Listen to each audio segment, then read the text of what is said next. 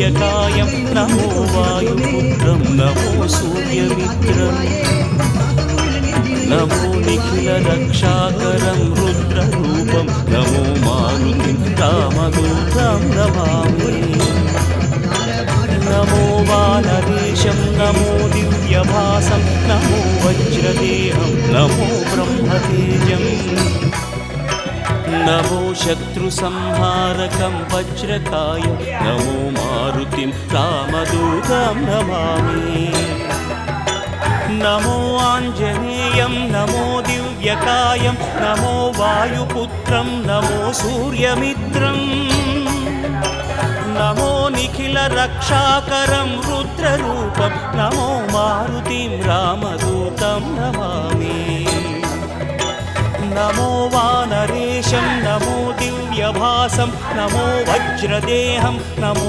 ब्रह्मतेजं नमो शत्रुसंहारकं वज्रकायं नमो मारुतिं रामदूतं नमामि श्री आञ्जनेयं नमस्ते प्रसन्नाञ्जनेयं नमस्ते श्री आञ्जनेयं नमस्ते प्रसन्नाञ्जनेयं नमस्ते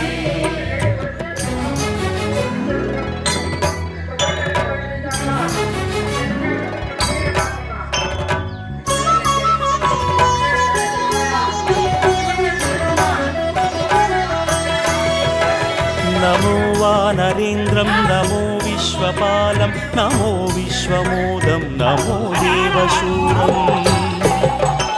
नमो गगनसञ्चारितं पवनतनयं नमो मारुतिं रामदूतं नमामि नमो रामदासं नमो भक्तपालं नमो ईश्वरांशं नमो लोकवीरम् नमो भक्तचिन्तामणिं गदापाणिं नमो मारुतिं रामदूतं नमामि नमो वानरेन्द्रं नमो विश्वपालं नमो विश्वमोदं नमो देवशूरं नमो गगनसञ्चारितं पवनतनयं नमो मारुतिं रामदूतं नमामि नमो रामदासं नमो भक्तपालं नमो ईश्वरांशं नमो लोकवीरं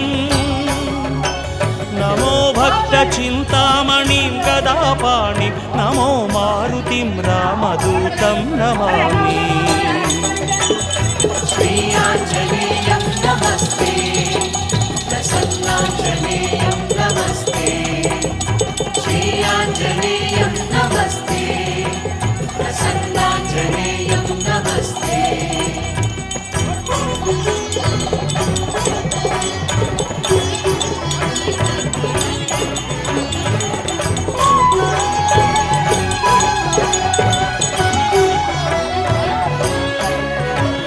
नमो पापनाशं नमो सुप्रकाशं नमो वेदसारं नमो निर्विकारम् नमो निखिलसम्पूजितं देवश्रेष्ठं नमो मारुतिं रामदूतं नमामि नमो कामरूपं नमो रौद्ररूपं नमो वायुतनयं नमो वानराग्रम् नमो भक्तवरदायकम् आत्मवासं नमो मारुतिं रामदूतं नमामि नमो पापनाशं नमो सुप्रकाशं नमो वेदसारं नमो निर्विकारम् नमो निखिलसम्पूजितं देवश्रेष्ठं नमो मारुतिं रामदूतं नमामि नमो कामरूपं नमो रौद्ररूपं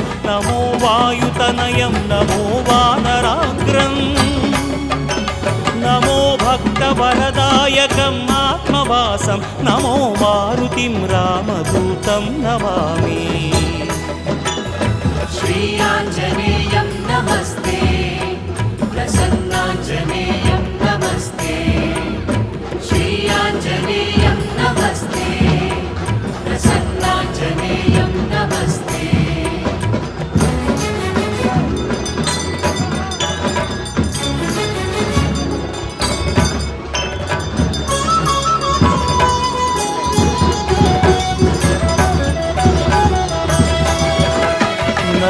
रम्यनामं नमो भवपुनीतं नमो चिरञ्जीवं नमो विश्वपूज्यम् नमो शत्रुनाशनकरं धीररूपं नमो मारुतिं रामदूतं नमामि नमो देवदेवं नमो भक्तरत्नं नमो अभयवरदं नमो पञ्चवदनं नमो शुभदशुभमङ्गलम् आञ्जनेयं नमो मारुतिं रामदूतं नमामि नमो रम्यनामं नमो भवपुनीतं नमो चिरञ्जीवं नमो विश्वपूज्यम् नमो शत्रुनाशनकरं धीररूपं नमो मारुतिं रामदूतं नमामि नमो देवदेवं नमो भक्तरत्नं नमो अभयवरदं नमो पञ्चवदनं नमो शुभदशुभमङ्गलम् आञ्जनेयं नमो मारुतिं रामदूतं नमामि श्री आञ्जनेयं नमस्ते प्रसन्नाञ्जनेयं नमस्ते श्री आञ्जनेयं नमस्ते प्रसन्नाञ्जनेयं नमस्ते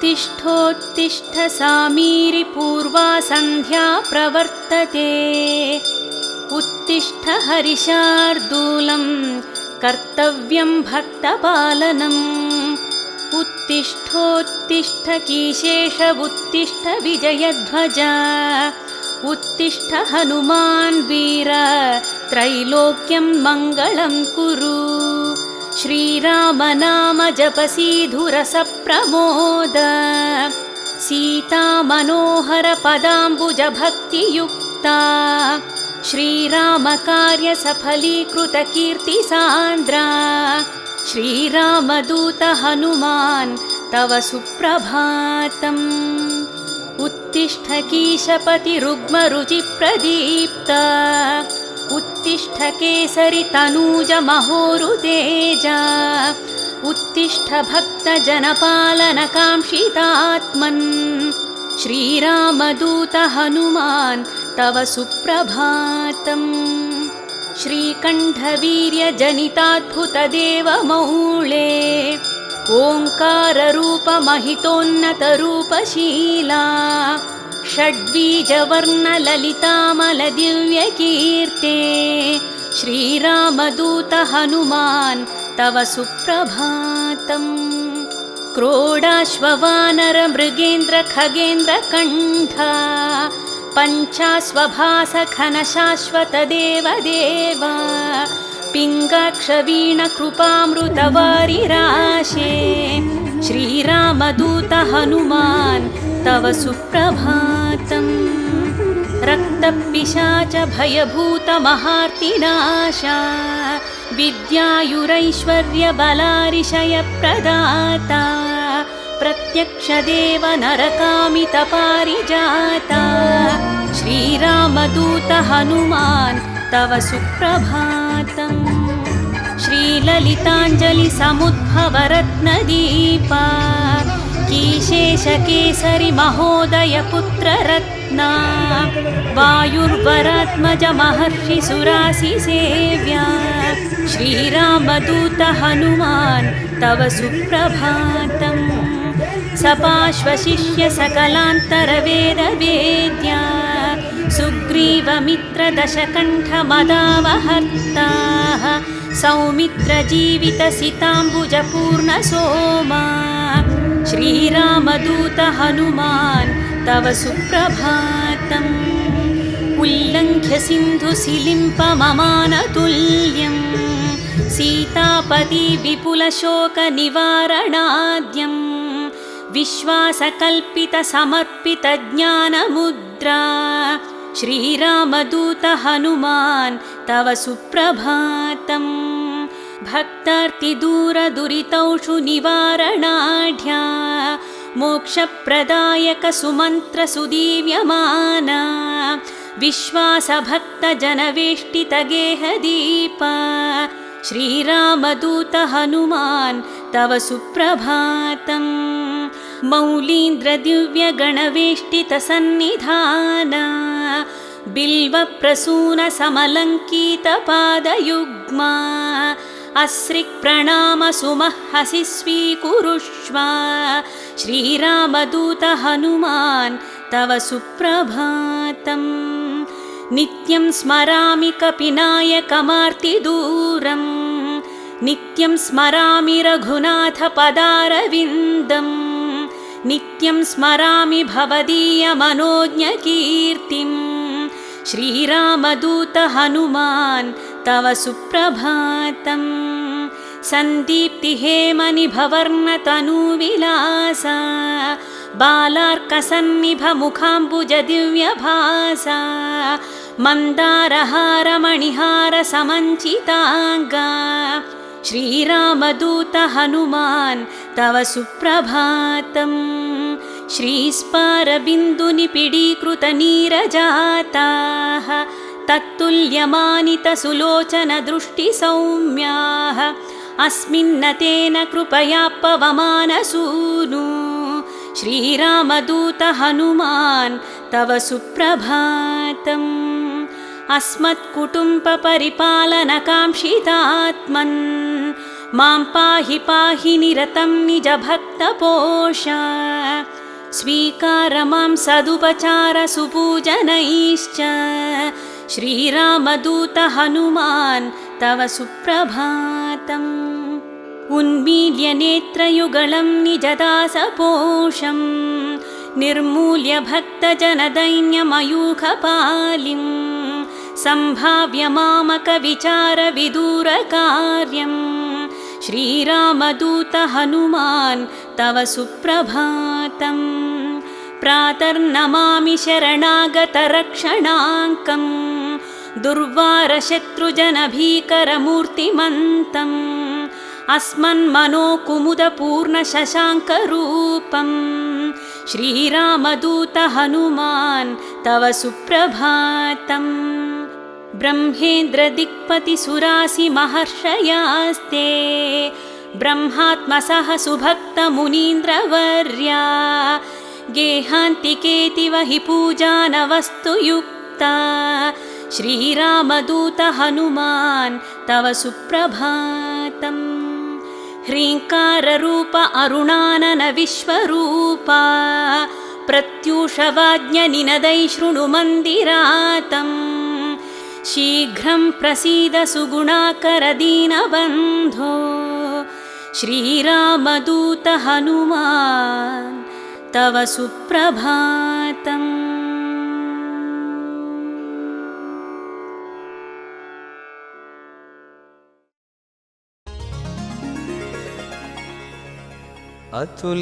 अतुलितबलधामं स्वर्णशैलाभदेहं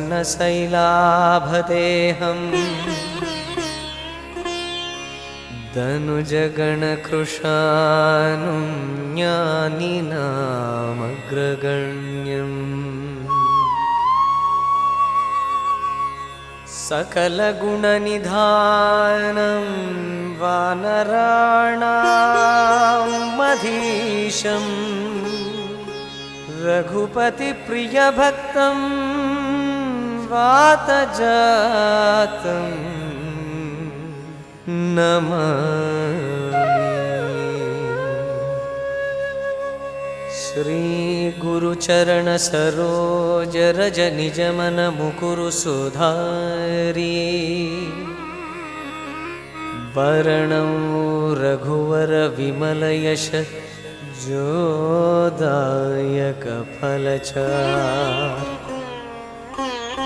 बुद्धिहीनतनजानिके सुमिरौ पवनकुमार बलबुद्धिविद्या देहु मोहि हरहु क्लेशविकार।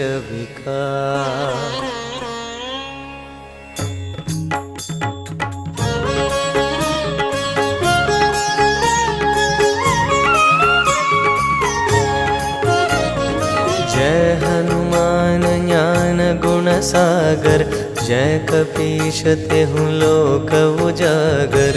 रामदूत अतुलित बलधाम, अंजनी पुत्र पवन सुत नाम। महावीर विक्रम बजरंगी, कुमति निवार सुमति के संगी। कंचन वरण विराज सुबेश, कानन कुंडल कुंचित केश।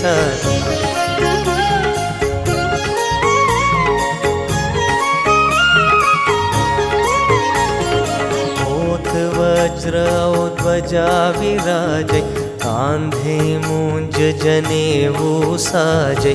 शंकर सुवन केसरी नंदन, तेज प्रताप महाजगवंदन। विद्यावान गुणी अति चातुर, राम काज करिबे को आतुर। प्रभु चरित्र सुनिबे को रसिया, राम लक्षण सीता मन बसिया।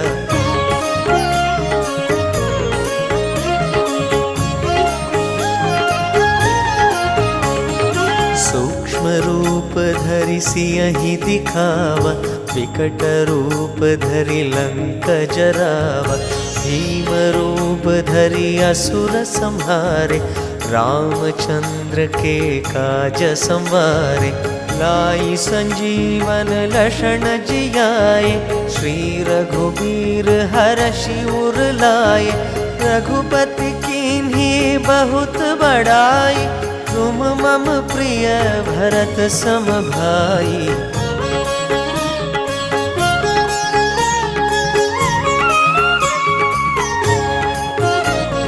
सहस बदन तुमरो यश गावै, अस कहि श्रीपति कंठ लगावै। सनकादिक ब्रह्मादि मुनीश, नारद शारद सहित अहीश। यम कुबेर दिगपाल जहाते, कवि कोविद कहि सके कहाते। तुम उपकार सुग्रीवहि कीन्हा, राम मिलाय राजपद दीन्हा।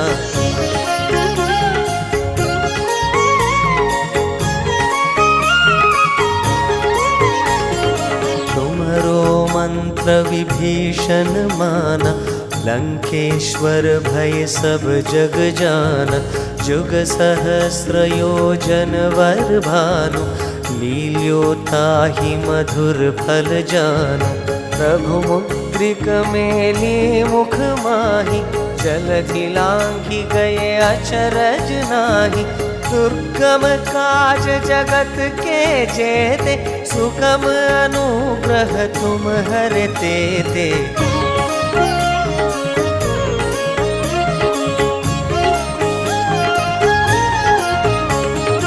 राम दुआरे तुम रखवारे, होत न आज्ञा बिन पैठारे। सब सुख लहै तुम्हारी सरना, तुम रक्षक काहू को डरना। आपन तेज सम्हारो आपै, तीनों लोक हाँकते कापै। भूत पिशाच निकट नहीं आवै, महावीर जब नाम सुनावै।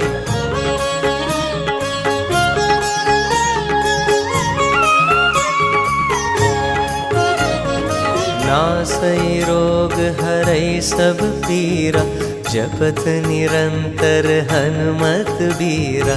संकट से हनुमान छुड़ावै, मन क्रम वचन ध्यान जो लावै। सब पर राम तपस्वी राजा, तिनके काज सकल तुम साजा।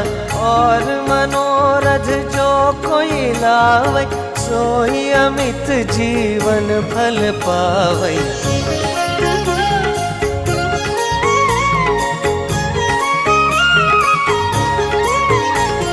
चारों जुग परताप तुम्हारा, है प्रसिद्ध जगत उजियारा।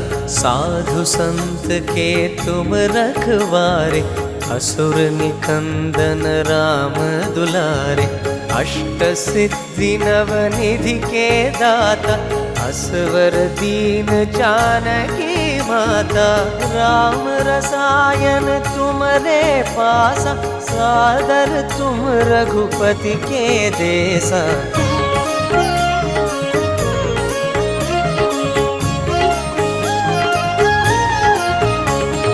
तुम्हारे भजन राम को पावै जन्म जन्म के दुख बिसरावै। अंत काल रघुपति पुर जाई जहाँ जन्म हरि भक्त कहाई। और देवता चित्त न धरई हनुमत से सर्व सुख करई। संकट हटई मिटई सब पीरा जो सुमिरई हनुमत बलबीरा।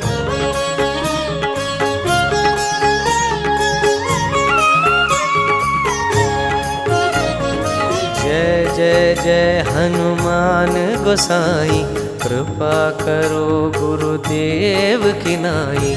जो शत बार पाठ कर कोई छूटी ही बंदी महासुख होई। जो यह पढ़े हनुमान चालीसा होय सिद्धि साखी गौरीसा। तुलसीदास सदा हरि चेरा जय नाथ हृदय महडेरा। पवन तनय संकट हरण मंगल मूर्ति रूप। राम लखन सीता सहित हृदय बसहु सुरभूप।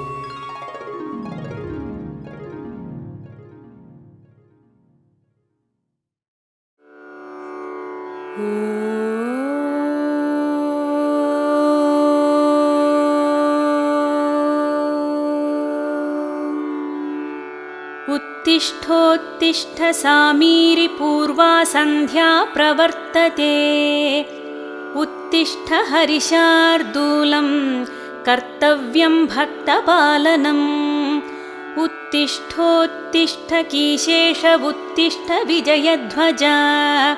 उत्तिष्ठ हनुमान् वीर त्रैलोक्यं मङ्गलं कुरु। श्रीराम नाम जपसीधुरस प्रमोद। सीता मनोहर पदाम्बुज भक्तियुक्ता। श्रीराम कार्य सफलीकृत कीर्ति सान्द्रा। श्रीकोण्डगट्टु हनुमान् तव सुप्रभातम्। उत्तिष्ठ कीशपति रुग्म रुचि प्रदीप्ता। उत्तिष्ठ केसरि तनूज महोरु तेजा। उत्तिष्ठ भक्त जनपालन कांक्षितात्मन्। श्रीकोण्डगट्टु हनुमान् तव सुप्रभातम्। श्रीकण्ठवीर्य जनिताद्भुत देवमौळे। ओङ्काररूप महितोन्नत रूपशीला। षड्वीजवर्ण ललितामल दिव्यकीर्ते। श्रीकोण्डगट्टु हनुमान् तव सुप्रभातम्। क्रोडाश्ववानर मृगेन्द्र खगेन्द्र कण्ठा। पञ्चाश्वभास घन शाश्वत देवदेव। पिङ्गाक्षवीण कृपामृतवारिराशे।